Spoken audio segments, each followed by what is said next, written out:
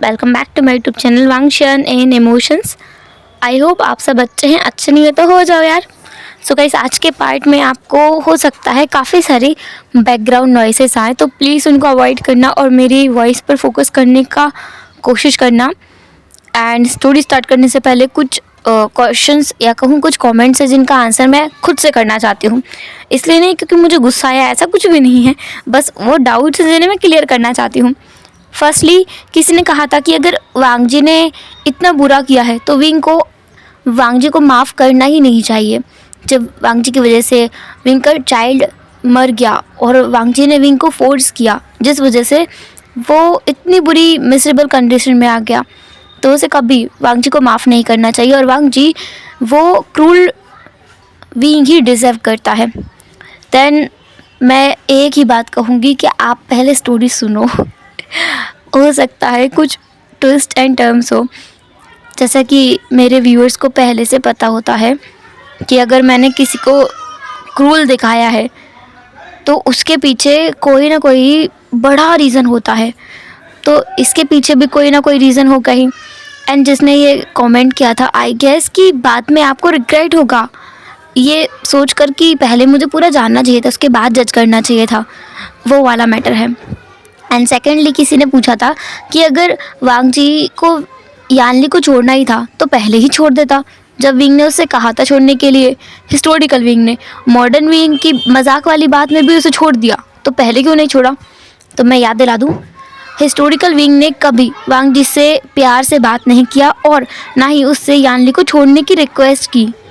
बिल्कुल ऐसा कुछ नहीं कहा, बल्कि वो तो धमकियाँ देता रहा और वो खुद से कहता था कि मैं मेरी बहन को ऐसे छुड़ा के ले जाऊंगा और तुम्हें मार डालूंगा।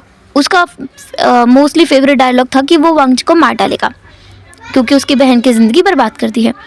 और यानली को वापस से भेजने की बात उसने सिर्फ वांगजी के फादर से की थी, ना कि वांगजी से। और वांगजी, जैसा कि मैंने बताया, इस स्टोरी में थोड़ा सा इगोइस्टिक है, तो अगर कोई उससे प्यार से कुछ चीज़ मांगे, वो भी स्पेशली विंग, तो वो कभी मना नहीं करता। लेकिन अगर कोई उसे दबा कर उससे कोई बात मनवाना चाहे तो वो बिल्कुल नहीं करेगा।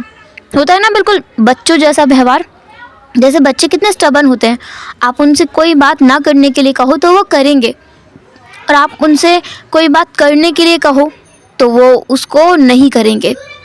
उल्टा होता है ना। लेकिन अगर आप किसी बच्चे को प्यार से समझाओ कि बोलो बेटा ये काम बहुत बुरा है, इससे तुम्हें चोट लग सकती है, या फिर ये काम बहुत अच्छा है, तुम पढ़ो, प्यार से बात करने पे हर एक इंसान मान जाता है। वांगजी के साथ भी वही प्रॉब्लम है, और ये प्रॉब्लम क्यों है ये आपको स्टोरी में आगे पता चलेगा। आई गेस मैंने काफ़ी सारा एक्सप्लेन कर दिया है कमेंट्स के ऊपर, और अब मुझे लगता है कि आप लोग बहुत जल्दी स्टोरी को जज नहीं करोगे, सुनोगे, उसके बाद में डिसाइड करोगे कि हाँ सच में वांगजी की गलती थी। अदरवाइज़ मुझे हो सकता है रीज़न जानने के बाद आप लोग बोलो कि यार विंग को थोड़ा समझना चाहिए था। ऐसा हो सकता है, आपका पॉइंट ऑफ व्यू बदल सकता है। सो मैं ज़्यादा कुछ नहीं बोलूँगी, स्टोरी को स्टार्ट करते हैं। आज के पार्ट को हम देखते हैं पहला सीन, जहाँ पर विंग जो अपनी बॉडी को मूव करता है और वो अपनी करवट बदलते हुए रोल कर जाता है। जैसे ही विंग रोल करता है वो अपनी आंखें झटके से खोल लेता है और उठकर बैठ जाता है, क्योंकि उसे याद है कल रात को वो गॉड के साथ सो गया था, गॉड ने उसे हक किया था शायद। विंग जैसे ही अपनी आंखें इधर उधर घुमाकर देखता है तो उसे वांगजी कहीं भी नज़र नहीं आता है, दूर दूर तक कहीं नज़र नहीं आता। तो विंग अपने बेड से उठता है और उठकर उस रूम को देखने लगता है।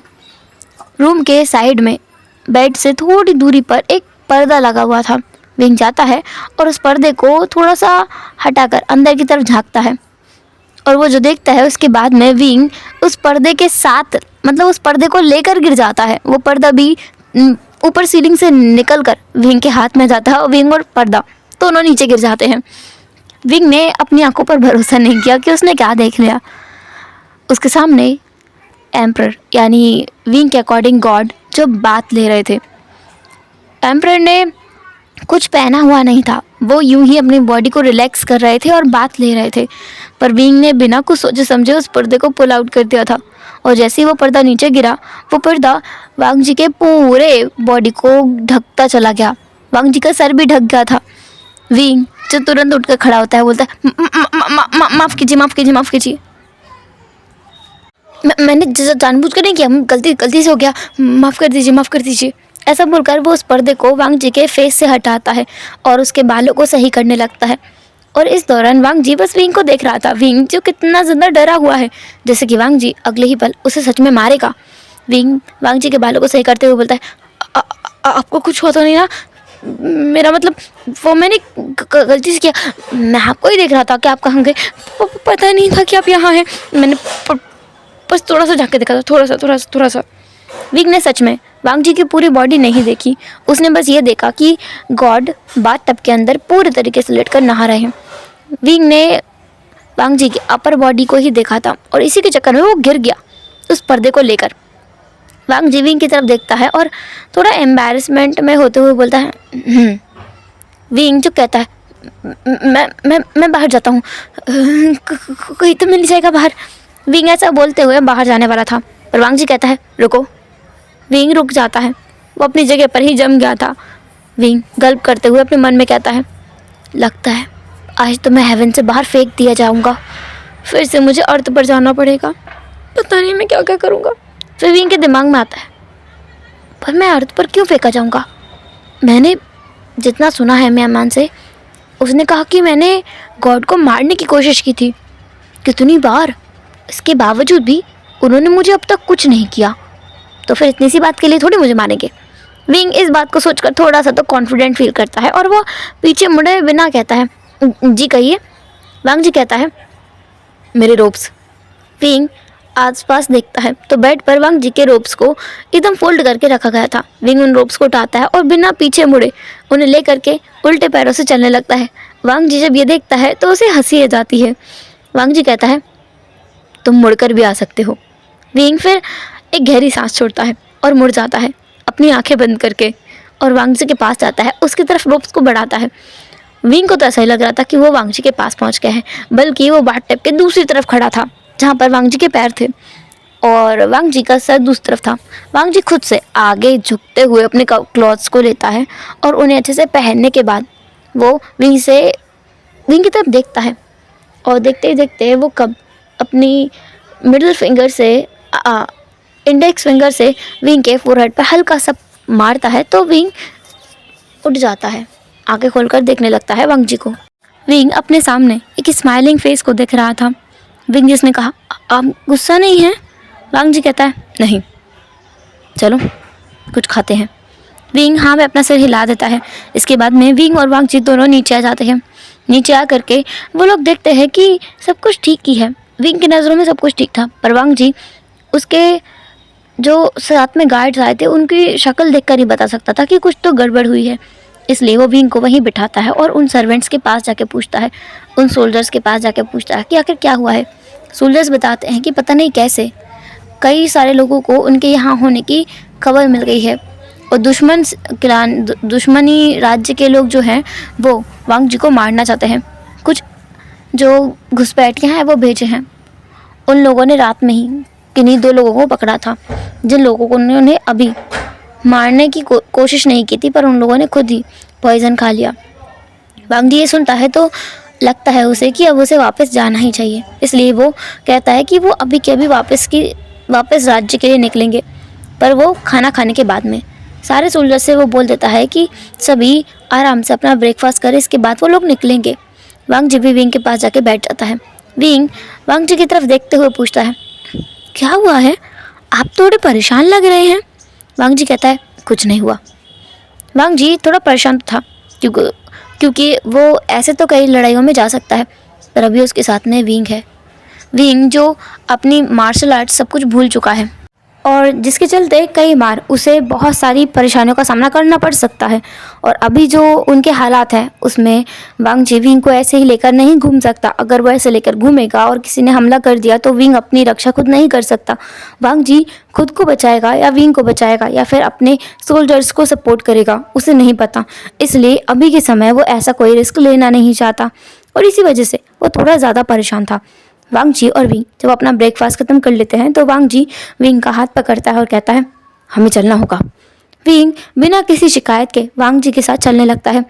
उसे इतना कुछ घूमने को मिला, इतना कुछ देखने को मिला, इतना कुछ उसने खरीदा है, मतलब वांगजी ने विंग की टच की हुई चीज़ों को भी खरीदा था, पर वो बात विंग को नहीं पता है। पर विंग ने अपनी मर्जी से वांगजी से काफ़ी सारी चीज़ें खरीदवाई हैं जो विंग को बहुत अच्छा लगा।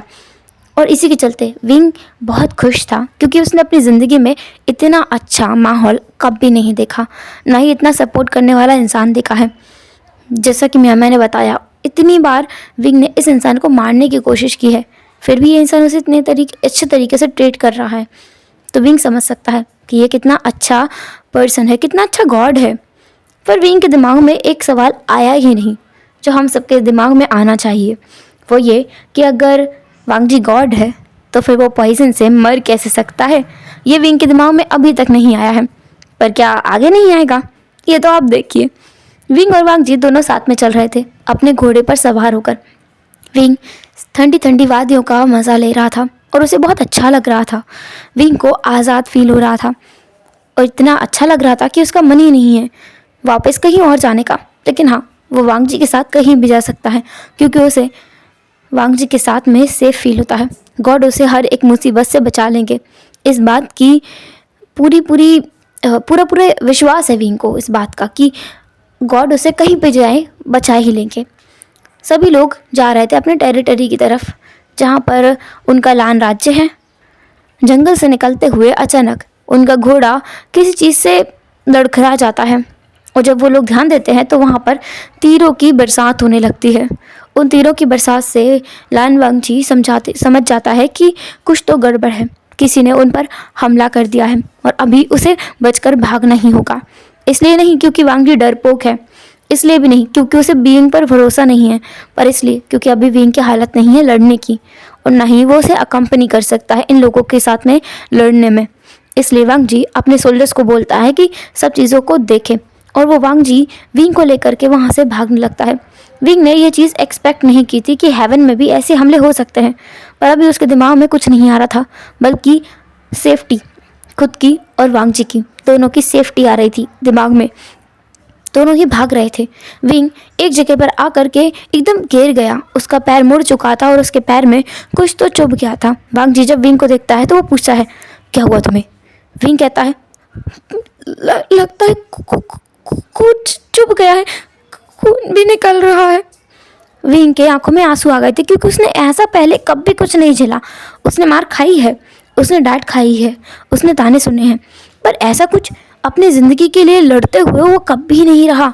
इस तरीके से उसे जान से मारने की कोशिश तो आज तक किसी ने नहीं की है, ये तो वो बहुत अच्छे से जानता है। इसलिए विंग बहुत हैरान था, और इसी वजह से अभी वो बस भागे जा रहा था, लेकिन अचानक से गिर गया ना। वांगजी विंग को देखता है और आसपास देखता है, आसपास उसे कुछ भी नज़र नहीं आता।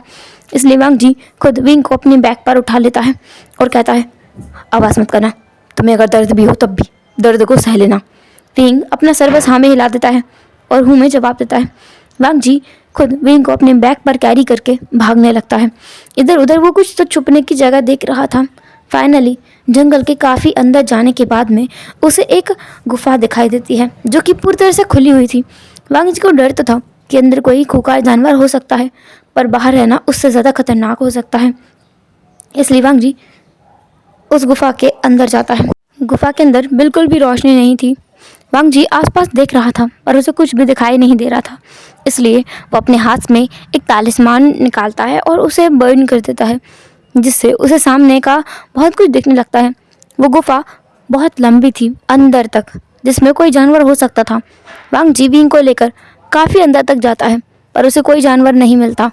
वांगजी को अब जाके थोड़ा सा रिलैक्स महसूस होता है, और इसलिए वो वहीं पर बैठ जाता है, विंग को वहीं पर रख देता है। विंग जिसकी हालत काफ़ी ख़राब सी हो गई थी, ऐसा लगता है कि जो कांटा विंग को चुभा था वो कोई जहरीला था। इसी की वजह से उसका बॉडी हल्का हल्का नीला पड़ चुका था। वांगजी विंग के सर को टच करके देखता है तो पता चलता है कि विंग की बॉडी आग की तरह तप रही है। वांगजी विंग की तरफ देखते हुए कहता है, मैं तुम्हारे लिए दवाई लेकर आता हूँ। वांगजी का हाथ विंग पकड़ लेता है और कहता है, नहीं नहीं, बाहर मत जाइए, कुछ भी हो सकता है ना, बाहर मत जाइए। विंग के आंखों में आंसू देखकर वांगजी को अच्छा नहीं लगता। वांगजी विंग के आंसू को पोंछता है, फिर उसको दोनों चिक्स को पकड़ के अपनी तरफ करता है, विंग की आंखों में देखते हुए जो कि आंसुओं से भरी हुई हैं। वांगजी विंग के फोrehead पर किस करते हुए कहता है, मेरी बात मानो, मैं जल्द वापस आऊँगा। तुम्हें अपने एम्प्रर पर भरोसा होना चाहिए। एम्प्रेस, अगर मैं ना भी आऊँ तब भी तुम्हें राज्य लौटना होगा और सारी जिम्मेदारी खुद से निभानी होगी। ऐसा बोलकर वांग जी विंग को वहीं छोड़कर चला जाता है। विंग ने वांग जी को रोकने की बहुत कोशिश की, पर वांग जी नहीं रुकता।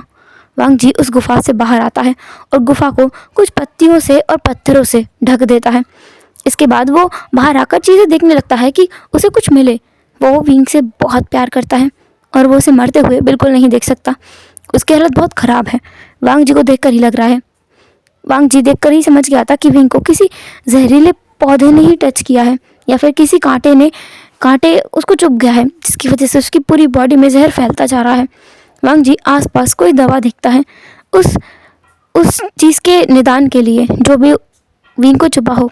वांग जी को फाइनली एक औषधीय पौधा मिल जाता है। वांग जी उस पौधे को तोड़ने वाला था, तभी उसके हाथ में शोल्डर पर एक तीर आके लगता है, जिससे वांग जी चिल्लाने वाला था, लेकिन वो अपने मुंह को कवर कर लेता है और फिर वो उस पौधे को निकालता है दूसरे हाथ से, ताकि उस पौधे पर खून न लग जाए। वांग जी फिर उस पौधे को लेकर इधर उधर देखने लगता है। वो कुछ देर के लिए एक पेड़ के अंदर छाल में छुप जाता है, ये देखने के लिए कि यहाँ पर कोई और है या नहीं। वो ऐसे सीधा उस गुफा की तरफ नहीं जा सकता। अगर उसे तीर लगा है तो कोई उस तीर को देखने के लिए ज़रूर आएगा। इसलिए वांग जी उस तीर को अपनी बॉडी से निकाल देता है और निकाल कर उसे बाहर नहीं फेंकता, बल्कि अपने पास अपने रोप्स के अंदर रख लेता है, क्योंकि उसे जांच तो करवानी पड़ेगी कि ये लोग हैं कौन।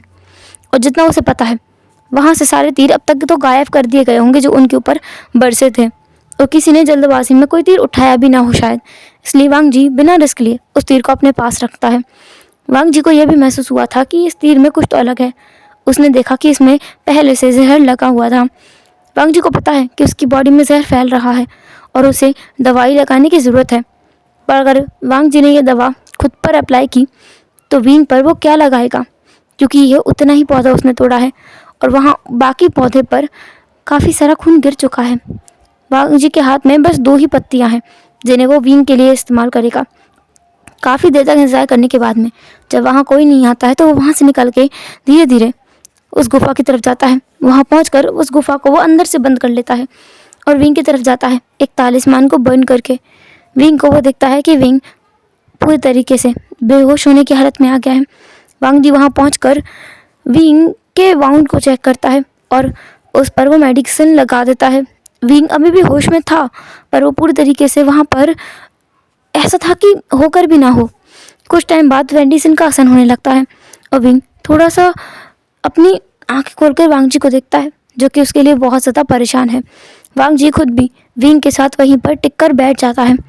वांग जी को भी मेडिसिन की ट्रीटमेंट की ज़रूरत है, केयर की ज़रूरत है, पर वो किससे कहे करने के लिए, किसी से नहीं कह सकता। और विंग की हालत भी नहीं है ये सब जानने के लिए कि वांग जी को क्या हुआ है। अगर वांग जी बताएगा तो विंग बस परेशान होगा, और विंग अभी ठीक नहीं है। इसलिए वांग जी विंग को कुछ नहीं बताता, बल्कि चुपचाप वहीं बैठा रहता है। वांग जी को अचानक कुछ अलग महसूस होता है। विंग जो अचानक चिल्ला जाता है। वांग जी विंग की तरफ देखता है। तालिस्मान को बंद करते हुए वो विंग की पूरी बॉडी को चेक करता है। तब वो देखता है कि वांग जी देख पाता है कि विंग के हाथ को एक स्नेक ने काट लिया है। जब वांग जी ये देखता है तो वो घबरा जाता है और स्नेक की तरफ देखता है।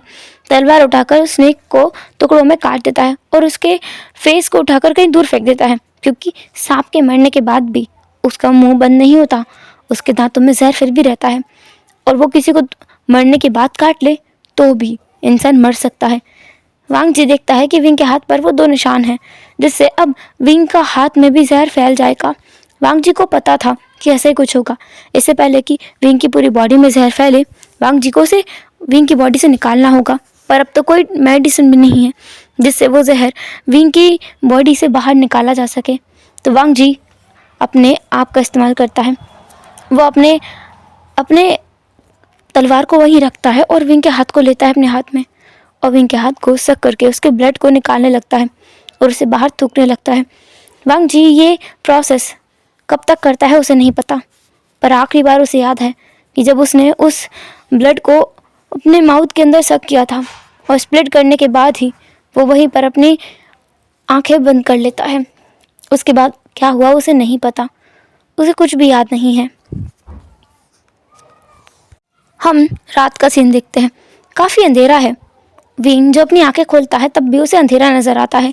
विंग को बहुत डर लग रहा था। वो अपने आसपास चेक करता है हाथ से, तब उसे किसी का हाथ महसूस होता है अपने पास में, शायद उसके ऊपर ही, और फिर उसे कुछ भारी भारी सा अपने पैरों पर महसूस होता है। विंग डरते डरते वो भी लगाता है वहाँ भी हाथ, तो वो किसी इंसान का सर था।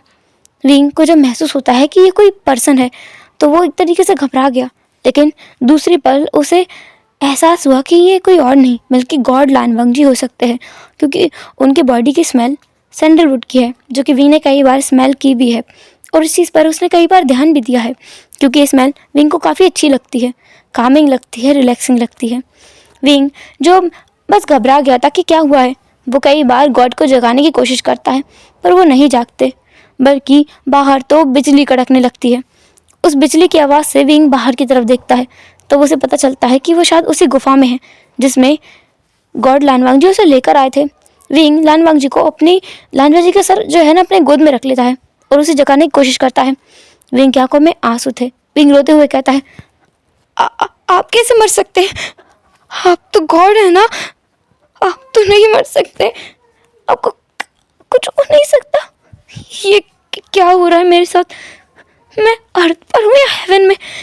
हेवन में भी हमले होते हैं? हेवन में भी कोई मरता है क्या भला? विंग को फिर काफ़ी सारी चीज़ें याद आने लगती हैं, जैसे काफ़ी लोगों का उससे डरना, उसके नील करने पर हैरान होना, वांग जी का उसके साथ यूँ अच्छे से बर्ताव करना, और सारे सोल्जर्स का उसे एम्प्रेस कह के एड्रेस करना, मियाँ मैन का उसे एम्प्रेस कह के बुलाना, उसके पास्ट के बारे में ये बताना कि विंग वांग जी को मारना चाहता था। और फिर ये बात कि वांग जी को मारना चाहता था विंग के दिमाग में घंटियों की तरह बजती है। अगर विंग वांग जी को मार सकता है तो वांग जी हेवन का गॉड नहीं है, क्या वो इंसान है? क्योंकि मरने वाले लोग तो इंसान ही होते हैं, गॉड नहीं होते।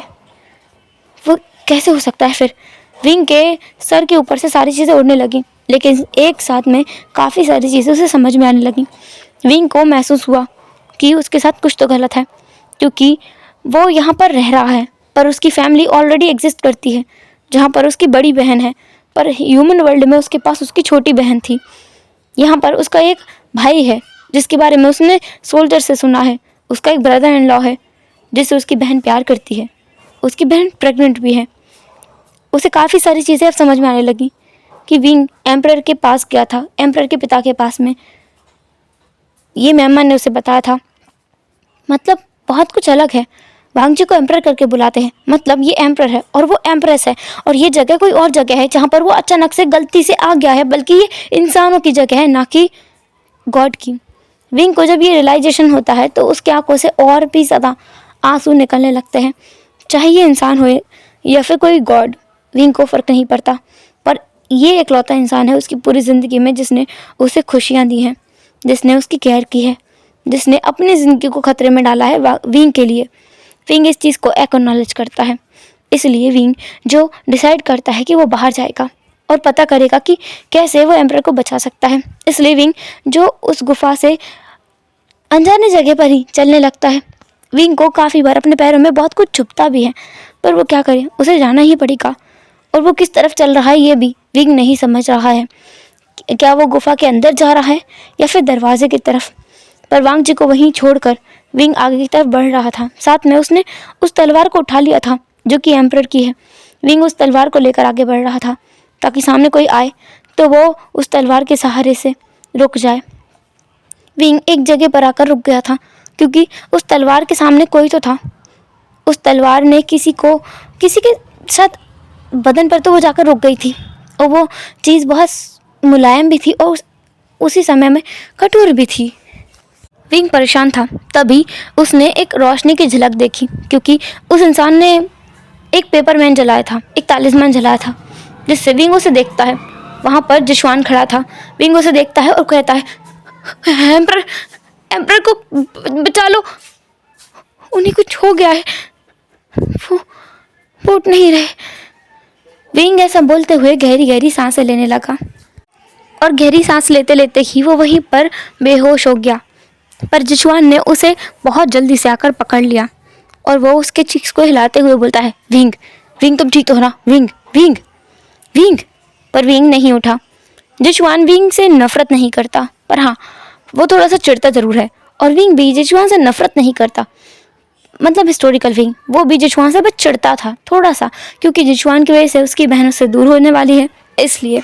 और हमेशा जिशुआन इसलिए चिढ़ता था क्योंकि विंग जिशुआन से भी ज़्यादा विंग को प्यार करती है, यही एक रीज़न था। इसके अलावा कोई और रीज़न उसके पास था ही नहीं। खैर अभी जिशुआन डर गया और उसने सैनिकों से कहा कि वो महाराज को उठाकर लेकर आए।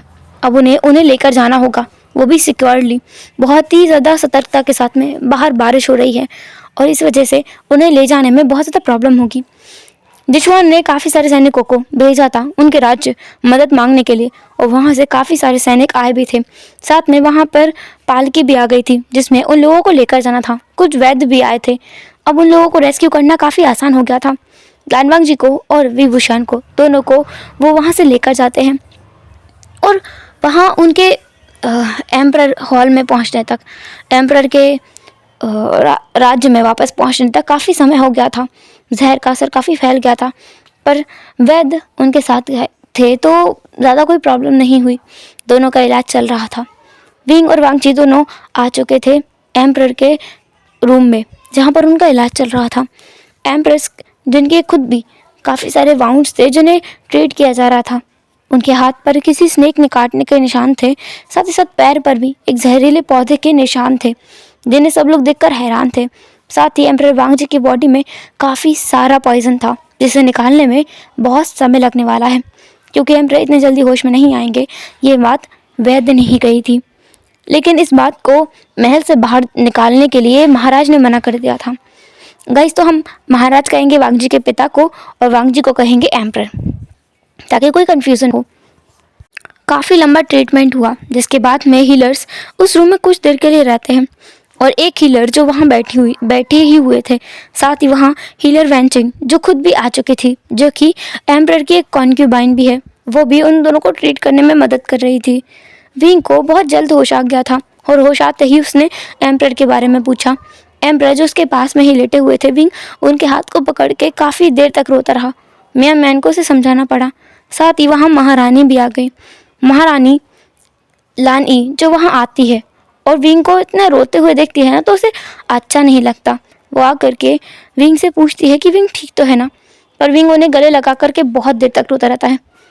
विंग को लानी से बहुत ज़्यादा मदरली फीलिंग आ रही थी जो उसे बहुत अच्छी लग रही थी, क्योंकि उसे कभी एक माँ का प्यार तो मिला ही नहीं जब से उसके फादर की डेथ हुई थी। तब से विंग काफ़ी देर तक वहाँ बैठा रहता है और बोलता है कि एम्पर को जल्दी होश में लेकर आओ। वो ऐसे कैसे मर सकते हैं, उन्हें ऐसा कुछ भी नहीं हो सकता, उन्हें जल्द से जल्द होश में आना होगा। विंग को उन्हें बहुत कुछ बताना है, उनसे बहुत कुछ पूछना है। विंग वहाँ पर रोए जा रहा था और महारानी विंग को चुप कराने की पूरी कोशिश कर रहे थे, क्योंकि विंग की तबीयत भी ख़राब है। अब यहाँ से हम सीन शिफ्ट करके देखते हैं पूरे एक हफ्ते बाद का सीन, जहाँ पर विंग जो एम्परर के पास बैठा हुआ है और उनके हाथ को पकड़ के अपने चीक्स पर रख के कह रहा है, आप कब जागोगे? आप कितने टाइम से सो रहे हो? आपको तो मेरी परवाह ही नहीं है। क्या आपको मैं इतना बुरा लगता हूँ, या आप मुझसे अब परेशान ही हो गए हो? सच में आप परेशान हो गए हो ना, इसलिए ही तो मुझसे बात भी नहीं करते। मैं पूरे 7 दिन से एक ही कमरे में आपके साथ अकेला हूँ और किसी को भी अपने आप से बात नहीं करने दे रहा। आप फिर भी नहीं उठ रहे हैं। आप कितने बुरे हो ना, एक बार आप होश में आ जाओ, मैं भी आपसे बात नहीं करूँगा। वांग जी ये सुनते हुए हल्का सा स्माइल करता है। विंग का ध्यान उस तरफ नहीं था, वांग जी के फेस की तरफ। वांग जी आहिस्ता आहिस्ता से अपनी आंखों को एडजस्ट करते हुए रोशनी में और अपनी आंखें खोलता है। रोशनी काफ़ी तेज़ थी, पर फिर भी वांग जी अपनी आंखें खोलकर विंग को देखता है, जो उसके हाथ को अपने चीक्स पर रख रहा था। कभी उसके हाथ की उंगलियों को वो सहला रहा था, कभी उसके हाथ पर वो किस किए जा रहा था। वांग जी धीरे से कहता है, मुझसे बात नहीं करोगे? विंग वांग जी को देखता है और कहता है, आप जाग गए, आप जाग गए, मैं भी सबको बुलाता हूँ। वांग जी विंग का हाथ पकड़ते हुए विंग रुक जाता है, कहता है, क्या हुआ? कुछ दर्द हो रहा है आपको? आपको पानी चाहिए या कुछ खाने को चाहिए? आपने कब से कुछ खाया नहीं है, बड़ी मुश्किल से आपको मैं ऐसे ही निकलवाता हूँ खराब चम्मच डाल के। वांग जी विंग की तरफ बस देखता रहता है कि ये चीज़ क्या है, क्योंकि ऐसा व्यवहार विंग ने पहले कभी नहीं किया। वांग जी को विंग ने खुद मारने की कोशिश की थी ना, तब भी विंग ने ऐसा बर्ताव नहीं किया था, बल्कि वांग जी के रिकवर होने की वजह से विंग तो परेशान हो गया था और बहुत ज़्यादा गुस्सा भी हो गया था कि तुम मरे क्यों नहीं। आज तो विंग खुश है, तो वांग जी को बहुत खुशी होती है और वो उठकर विंग को गले लगा लेता है। विंग जो काफ़ी ज़्यादा चिल्ला रहा था, चीख रहा था, जिससे काफ़ी सारे गार्ड्स अंदर भी आ गए थे कि पता नहीं क्या हो गया है। और एम्प्रेस को गले लगाते हुए देखकर वो लोग अपना सिर नीचे झुका लेते हैं, लेकिन वहाँ से जाते नहीं हैं। कुछ लोग हीलर को बुलाकर लाते हैं। हीलर वहाँ आकर वांग जी को चेक करते हैं। वो बताते हैं कि अब वो पहले से बेटर हैं और आउट ऑफ डेंजर है, पर उन्हें अभी भी आराम करने की बहुत ज़्यादा ज़रूरत है। जहर की मात्रा उनके बॉडी में बहुत ज़्यादा थी और वो बच भी नहीं सकते थे अगर हीलर वैन चिंग उनके साथ नहीं होती। वैन चिंग की जो डॉक्टर्स की स्किल्स है, कला है, वो बहुत ज़्यादा सराहनीय है।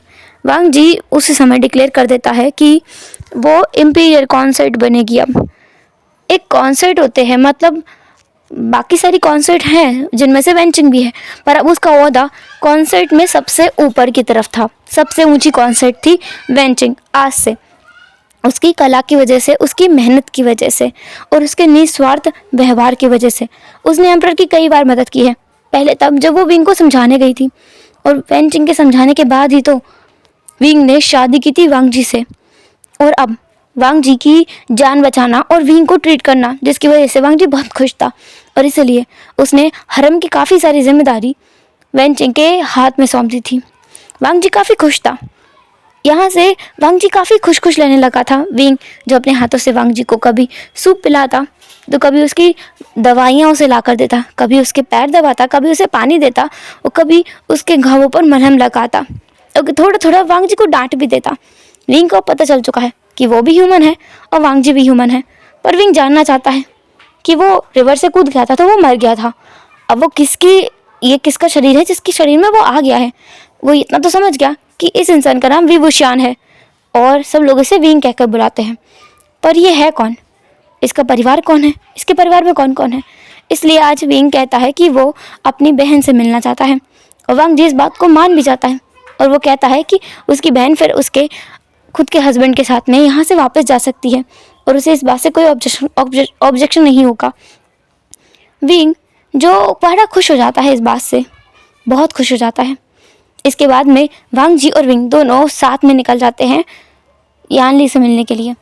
यान ली के हरम में जब ये बात फैलती है, यान ली के उसमें सर्वेंट्स में, तो वो लोग बहुत खुश हो जाते हैं कि एम्परर और एम्प्रेस दोनों से मिलने आ रहे हैं।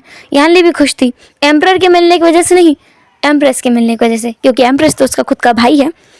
वांग जी और विंग दोनों पहुंच चुके थे यानली के पास में। विंग जब यानली का फेस देखता है तो उसे कुछ पहचाना लगता है, और जब वो बहुत करीब जाके देखता है तो वो घबरा जाता है। घबरा कर विंग वांग जी की स्लीव्स को टाइटली होल्ड कर लेता है। उसे इसमें अपनी वाली यानली नज़र आ रही थी जिसने विंग को काफ़ी टॉर्चर किया था। यानली ये देखकर काफ़ी डिसअपॉइंटेड महसूस करती है और थोड़ी सैड भी हो जाती है। फिर वो कहती है, आशियान, क्या तुमने जजे को नहीं पहचाना? विंग इतनी पॉलाइट और इतनी मीठी आवाज़ सुन करके हैरान था। वो थोड़ी बहुत हिम्मत जुटाता है क्योंकि उसे याद आता है कि ये बॉडी उसकी नहीं किसी और की है, हो सकता है इसकी बहन इससे प्यार करती हो। इसलिए विंग थोड़ा आगे जाता है और यानली का हाथ पकड़ लेता है। यानली विंग का हाथ पकड़ के उसे खींचती है और उसे गले लगा लेती है। यानली की आंखों में आंसू आ गए थे। विंग जो खुद भी आंसुओं से भर गया था, उसकी बहन यानली ने तो उसे आज तक हाथ पकड़ के हैंडशेक नहीं किया है और इसने उसे गले लगा लिया है, और वो भी इतने सिक्योरली, इतने प्यार से। फिर विंग को वो अपने से दूर करती है, उसके सर पे हाथ फेरते हुए बोलती है, आशियन, कैसे हो तुम ठीक तो हो ना? तुम परेशान तो नहीं हुए ना? तुम्हें पता है एम्परर ने कहा है मैं वापस जा सकती हूँ हमारे राज्य, और मैं जिससे चाहे उससे शादी भी कर सकती हूँ। तुम खुश तो हो ना? विंग जो बस अपना सर हाँ में हिला देता है। विंग की आंखों में आंसू थे जिन्हें यानली पहुँचते हुए कहती है, रो मत, क्या तुम मेरे साथ घर चलना चाहोगे? अचिंग तुम्हें देखेगा तो बहुत खुश हो जाएगा। वो तुम्हें बहुत याद कर रहा था। उसने कई बार तुम्हें खत लिखने की भी कोशिश की, पर कोई भी पत्र तुम तक पहुंच ही नहीं पाता। हाँ, माँ बाप अभी तुमसे मिलना चाहते हैं कि तुम उनके पास नहीं जाओगे विंग? आशियान, चलोगे ना मेरे साथ? विंग को डर तो लग रहा था पर उसे जानना है तो वो इसलिए मान जाता है, क्योंकि उसे बहुत इंटरेस्ट है इस नई बॉडी के पूरी फैमिली से मिलने का और सबके बारे में जानने का। एम्परर उन दोनों को अकेला छोड़ के वहाँ से चले जाते हैं, उन्हें प्राइवेसी टाइम देकर। यान ली सर्वेंट्स की तरफ इशारा करती है कि वो भी चले जाएं। सब लोग वहाँ से चले जाते हैं तो विंग को थोड़ा डर लगने लगता है, कहीं अब ये लेडी उसके साथ मिसबिहेव ना करे, क्योंकि अब तो कोई नहीं है उसे देखने वाला। यान ली तभी विंग को खींच कर बिठाती है और कहती है, तुम्हारी जिंदगी कैसी चल रही है आशियान? क्या एम्परर तुम्हें परेशान करते हैं? अगर ऐसा कुछ है तो बताओ। मैं जानती हूँ कि हम लोग कुछ नहीं कर सकते। क्या तुम अपनी बहन को माफ़ कर दोगे? मेरी वजह से ही तुम इस सब में खिंचाए हो, मेरी वजह से ही तुम इतने परेशान हो, और आज तो तुमने सब कुछ भुला भी दिया है मेरी वजह से। हाँ, तुमने अपना बच्चा भी खो दिया मेरी वजह से। विंग जो कंफ्यूज था उसने कहा, क्या बोल रहे हो आप? मैं कैसे अपना बच्चा खो सकता हूँ? क्या मैंने कोई बच्चा गोद लिया था? यान ली विंग की तरफ देखती है कंफ्यूजन में और हैरानी में। फिर यान ली अपने आंसू पोंछते हुए कहती है, हाँ, नहीं, ऐसा कुछ नहीं है। वो तो मैं प्रेग्नेंट हूँ ना, कुछ भी बोल रही हूँ जो दिमाग में आ रहा है, ऐसा कुछ नहीं है। यान ली को याद आता है कि उसे सर्वेंट से पता चला था कि विंग बहुत कुछ भूल गया है। वो तो काफ़ी सारी चीज़ें भूल गया है, ये तक भूल गया है कि वो है कौन, कहाँ से आया है, बल्कि वो एक मनगढ़ंत कहानी में फंस गया है। जो यान ली को याद आता है तो वो बस थोड़ा खुश हो जाती है अपने भाई के लिए कि कम से कम वो एक नई शुरुआत कर सकता है। और एम्परर वैसे भी किसी कॉन्क्यूबाइन की तरफ देखते तक नहीं है सिवाय विंग के, तो वो इतना तो मानती है कि विंग खुश रहेगा अगर वो एक चांस दे तो। पर और उसके पास कोई और ऑप्शन भी तो नहीं है। अगर वो एम्परर से नफरत भी करे तो भी क्या ही फ़ायदा है, विंग बस खुद को परेशान ही करेगा। इसलिए यान ली चाहती है दिल से कि विंग वांग जी को अपना ले, और इसीलिए यान ली काफ़ी उसके लिए प्रोटेक्टिव महसूस कर रही है। यान ली विंग से काफ़ी सारी बातें करती है, विंग भी करता है। यान ली विंग को काफ़ी सारे गिफ्ट्स भी देती है जो विंग अच्छे से रिसीव करता है, और बहुत खुश होकर के वहाँ से अपने सर्वेंट्स के साथ में और म्या के साथ में निकलता है। वांग जी के पास आकर विंग तुरंत उसे गले लगा के बोलता है, थैंक यू, तुम बहुत अच्छे हो, तुम्हारा बहुत बहुत बहुत धन्यवाद। वांग जी विंग की तरफ देखता है। विंग जो कि ये बोल कर आया था कि उसे महाराज से मिलना है, एम्परर से मिलना है, तो उसके सर्वेंट्स उसके गार्ड्स उसे एम्परर के पास ही ले जाएं। एम्परर जो अभी अभी अपनी मीटिंग ले रहा था एक, जहाँ पर महाराज भी थे, महारानी भी थी, और वहाँ पर कुछ कॉन्क्यूबाइंस थी महाराज की। इसके अलावा वहाँ पर उनके कुछ और बच्चे भी थे जो कि एम्प्रेस से नहीं थे, मतलब महारानी से नहीं थे, बल्कि उनके कॉन्क्यूबाइन से थे। वो भी वहाँ पर थे, और कुछ मंत्री भी थे जहाँ पर उनके बीच में कुछ बात पर तो बहस चल रही थी। विंग जो तभी वहाँ पर आया और आ करके सीधे एम्पर के गले लग गया। सब लोग बस शॉक में थे कि ये क्या बात हुई, कोई रिस्पेक्ट पे करना होता है कि नहीं होता है, और हरम के कुछ नियम कायदे कानून होते हैं, उन्हें फॉलो करना बहुत ज़रूरी है। इसलिए वो लोग बहुत हैरान थे और शॉक में थे कि विंग ऐसा कैसे हो सकता है। विंग तो कभी एम्पर के आसपास भी नहीं मिल रहा था, और एम्पर अगर जाना चाहे तो उसे मारने की कोशिश करता है, तो आज ये क्या है। वांग जी किसी को नहीं देखता है, क्योंकि वांग जी अपने खुद के नियम बनाता है और उन्हें तोड़ता भी है। इसलिए वांग जी सीधे विंग की तरफ देखता है और बोलता है, क्या बात है, आज बाबा बहुत खुश लग रहा है। विंग कहता है, हाँ, तुम्हें पता है जेजे ने मुझे कितने सारे उपहार दिए, और उन्होंने कहा कि हम लोग हमारे राज्य जाएंगे, माता पिता से मिलूंगा, मैं भाई से भी मिलूंगा मेरे, मैं बहुत खुश हूँ, हम जाएंगे ना। वांग जी कहता है, तुम्हें जाना है तो हम ज़रूर जाएंगे। विंग बहुत खुश हो गया, और खुशी खुशी में ना वो बहुत ओवर एक्साइटेड हो गया, और इसी चक्कर में उसने वांग जी के पास जाकर उसके चिक्स पर किस भी कर दिया। जब विंग को एहसास हुआ कि उसने क्या किया तो वो थोड़ा सा दूर हट जाता है और कहता है, माफ़ करना, गलती हो गई।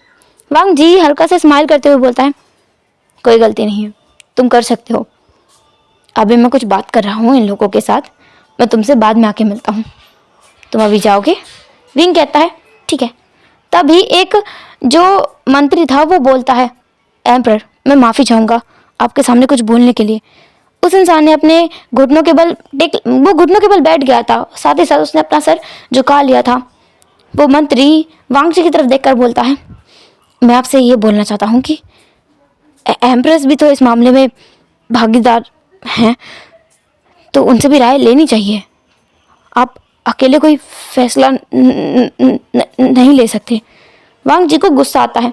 वो उसी गुस्से में टेबल पर हाथ मारता है, जिससे वो टेबल भी टूट जाती है। विंग तो डर ही गया था, पर वांग जी अपनी लाल आंखों के साथ में उस मंत्री को देखता है। तभी महाराज की कुछ कॉन्क्यूबाइन जो भी कहती हैं वो सही कह रहे हैं। हमारे समय में भी महारानी से पूछा गया था, महाराज ने अकेले ने कोई फैसला नहीं लिया था। तो आपको भी एम्परर इस बात का ध्यान रखना चाहिए, और आपने खुद उन्हें एम्प्रेस बनाया है, तो वी वुशान एम्प्रेस बी वुशान से आपको पूछना चाहिए उनकी राय के बारे में। एम्प्रेस बैठिए। विंग वांग जी की तरफ देखता है। वांग जी गुस्से में था, लेकिन वो हाथ से इशारा करता है विंग को बैठने के लिए। विंग वहीं बैठ जाता है। वहाँ पर कुछ चाइल्ड थे जो कि कॉन्क्यूबाइंस के थे महाराज के, जो प्रीवियस एम्परर हैं उनके। उनमें से एक है लांस जन, जो कहता है भाई, मैं एम्प्रेस से पूछना चाहूँगा कि एम्प्रेस को कोई ऐतराज़ है अगर एम्परर एक और शादी करना चाहे तो। विंग कन्फ्यूज़न में देखता है सबकी तरफ। अगर एम्परर शादी करना चाहता तो उसे क्यों प्रॉब्लम होगी? तो वो कहता है मुझे क्यों प्रॉब्लम होगी? तभी सचिन हल्का सा स्माइल करते हुए बोलते हैं वो इसलिए क्योंकि आप उनकी एम्प्रेस हैं, उनकी लीगल वाइफ हैं, और आप एक लौते हैं जो उनकी लीगल वाइफ बने हैं। और नियम के अनुसार एम्परर 3 लीगल वाइफ रख सकते हैं। अभी उनके पास बस एक है, तो वो 2 शादी और कर सकते हैं। हमें दूसरे राज्य से एक संदेश मिला है, जिसमें हमें एक मौका मिला है जिसमें हम उनके साथ में रिश्ते बहुत अच्छे कर सकते हैं, और इसीलिए हम विदेश राज्य से एक राजकुमारी की शादी एम्परर से करवाना चाहते हैं। क्या आप इस बात से एतराज़ रखते हैं? विंग कुछ नहीं कहता। कुछ सोचने के बाद वो कहता है मैं एम्परर से बात करने के बाद बताऊंगा। अगर इसमें मेरी राय मायने भी रखती है, तब भी हम दोनों को आपस में बैठकर बात करने की ज़रूरत है। एक बार हम बात कर लेंगे, उसके बाद में अगर हम कोई फैसला सुनाए तो ज़्यादा अच्छा रहेगा। विंग ऐसा कहकर हल्का सा स्माइल करता है, और वांग जी शॉकिंग आइज के साथ में विंग को देखता है। वो इसलिए देख रहा था कि इस चीज़ पर डिस्कशन करने की ज़रूरत ही क्या है। सीधा मना करो, हाँ या ना, क्या ज़रूरी है? हाँ तो बोलना ही नहीं है, ना बोलो सीधा। पर वांग जी ने वो सब कुछ वहाँ नहीं कहा। अब एम्प्रेस ने जो कह दिया है वो तो मानना ही पड़ेगा। एम्प्रेस डिस्कशन करना चाहते हैं तो वो डिस्कशन करेगा। तो वहाँ पर तो वो असेंबली ऐसे ही मिटा दी जाती है, हटा दी जाती है। बोल दिया जाता है कि फैसला यही है कि वो दोनों आपस में बातें करेंगे, उसके बाद ही बताएंगे कि क्या करना है। वांग जी फिर सबके जाने के बाद में विंग का हाथ पकड़ता है और उसे तब खींच लेता है और कहता है तुमने ऐसा क्यों कहा? विंग कहता है मैंने क्या किया है? विंग थोड़ा सा डर गया था वांग जी का इतना एग्रेसिव बिहेवियर देखकर। वांग जी फिर खुद को शांत करते हुए कहता है तुम्हें सीधा ना बोलना चाहिए था। मैं कोई दूसरी शादी नहीं करूँगा, मैंने तुमसे शादी की है और वही बहुत है। ये लोग मुझे कॉन्क्यूबाइन के साथ में रहने के लिए बार बार फोर्स करते हैं, और अगर मैंने एक और शादी कर ली तो ये लोग मुझे उसके साथ भेज ही देंगे। कुछ ना कुछ करके कुछ ना कुछ ज़रूर किया जाएगा। इसलिए तुम कल इन लोगों को साफ साफ मना कर देना कि तुम नहीं चाहते कि मेरी दूसरी शादी हो। विंग कहता है आपको दूसरी शादी नहीं करनी तो आप मना कर देते। वांग जी कहता है मैंने वही किया था, पर तुम बीच में आ गए, और अब उन लोगों को मौका मिल जाएगा तुमसे बात मनवाने का। तो बात ना माननी नहीं है, ना ही करना है। विंग कहता है ठीक है, पर पावर तो ज़्यादा एम्परर के पास होती है। अगर आप मना कर दो तो वो वैसे भी कुछ नहीं कर पाएंगे। ऐसा नहीं है। वाइफ और कॉन्क्यूबाइन सिलेक्ट करने के मामले में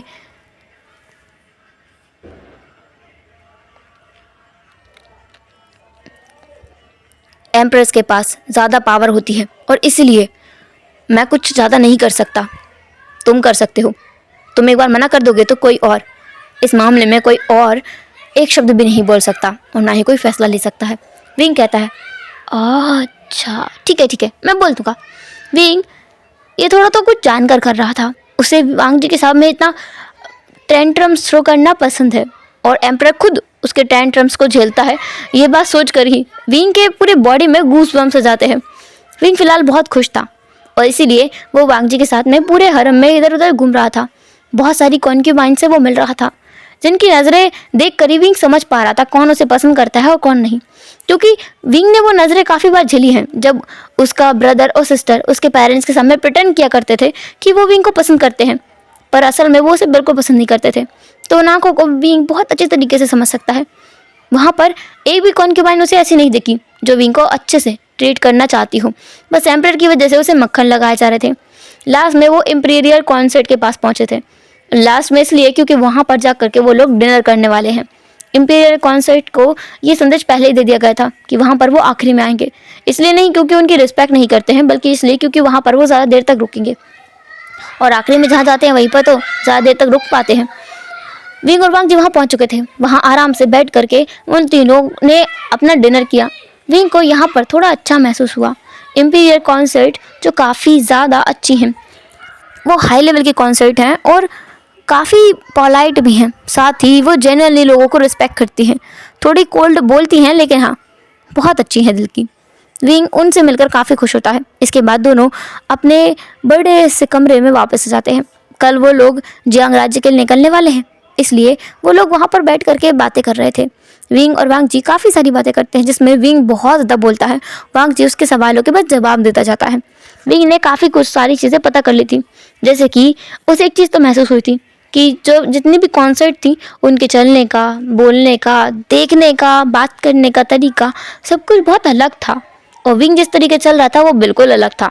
उसे कोई मैनर नहीं है, ये तो उसने काफ़ी लोगों को बात करते हुए सुना था, पर अब उसे समझ आया कि किस तरीके के मैनर की जो बात हो रही थी। इसलिए विंग कहता है कि वो जियांग राज्य जा करके सारे मैनर सीख कर आएगा, जिससे कि कोई भी कॉन्क्यूबाइन उसकी जगह रिप्लेस ना कर पाए। वांग जी हंसते हुए बोलता है कि विंग को वैसे भी कोई रिप्लेस कर ही नहीं सकता। विंग कहता है ना, मैं हूँ ही इतना अच्छा। तभी वांग जी बोलता है, सही है, तुम इतना ज़्यादा बोलते हो कि तुम्हें कोई रिप्लेस नहीं कर सकता, और इतना ज़्यादा बोलने की हिम्मत आज तक किसी ने की नहीं है। सबसे बड़ी बात, तुम एम्परर को मारने की, विंग कहता है, कोशिश कर सकता हूँ मारने की, लेकिन किसी और ने हिम्मत भी नहीं की है। वांग जी कहता है, तुम याद है? विंग कहता है, नहीं, महल में हूँ तो पता चल ही जाता है। विंग वांग जी से कहता है तो वांग जी बहुत घबरा सा गया था।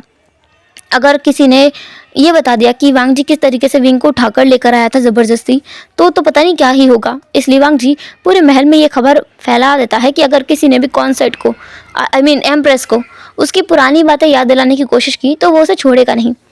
वांग जी अब बहुत एश्योर था कि अब कुछ नहीं होगा, अब कोई कुछ कहेगा नहीं, क्योंकि वांग जी का ऑर्डर है। नेक्स्ट डे वो लोग निकलने वाले हैं, तो रात में वो हमेशा की तरह कर्डल करके सो चुके थे। वांग जी विंग को फोर्स नहीं करेगा, बिल्कुल भी नहीं करेगा। विंग अगर जाना चाहे तो वो उसे जाने तो नहीं देगा, लेकिन हाँ उसके पास भी नहीं आएगा, ऐसा कर सकता है। वांग जी विंग को हमेशा अपने पास ही रखेगा। वांग जी थोड़ा सा सेल्फिश टाइप का है।